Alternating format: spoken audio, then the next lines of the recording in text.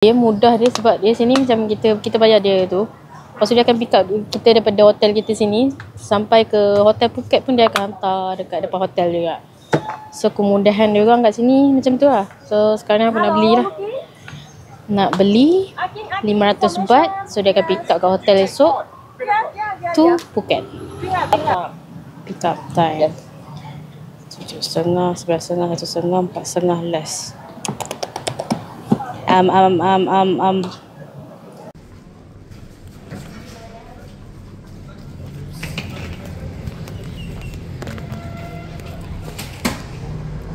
So driver datang pick up dekat hotel.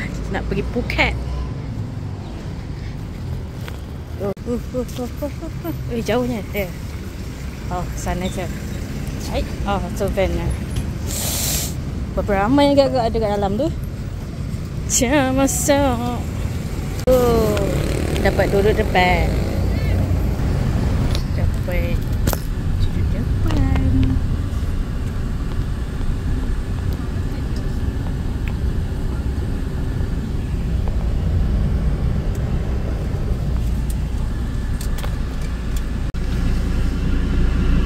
So, dia orang akan berhentilah kat mana-mana.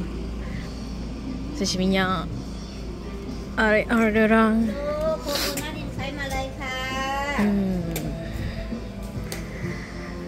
So rehat lah 20 minit rehat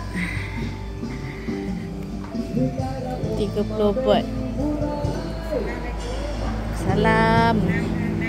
Wah.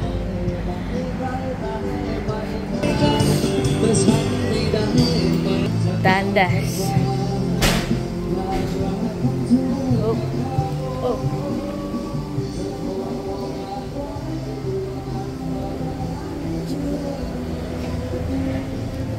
Okay. Belum mandi ya.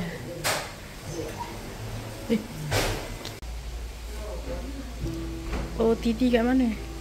Kat toilet. Boleh tembikai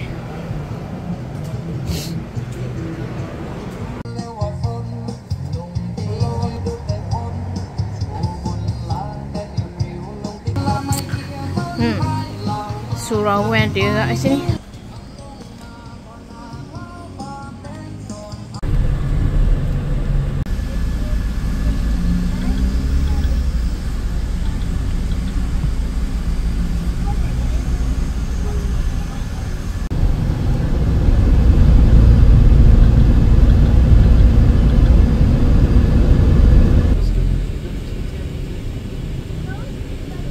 Masjid Mukarrembang Po.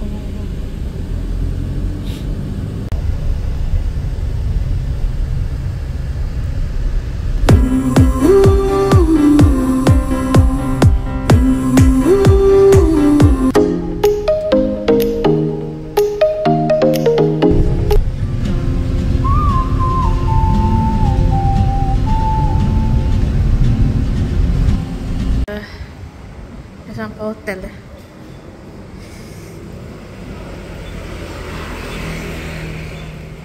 Setelah perjuangan yang begitu lama ya. So di sinilah kita sudah sampai kita punya hotel. Luas juga dia punya ni. Okey. So kita akan berada 2 malam di sini. Ada bagi towel and TV besar ya. TV besar. Almari. Kita ada apa? Dryer, wifi, air biasalah. Nak buat kopi ke?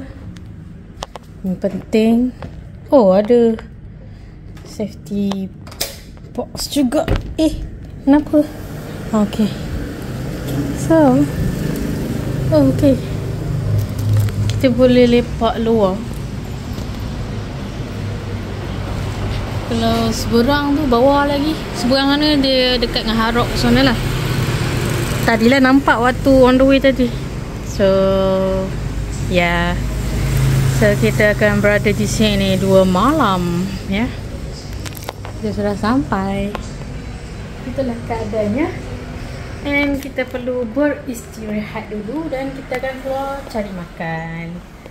Makanan halal kat sini mudah je cari. So, Thai Hai Muslim. Kepenatan, kita rehat dulu. Pula. Nanti korang jangan lupa follow Jalan Mangkuk Shopping, ataupun korang boleh cari NZ Official ni, tekan subscribe semua.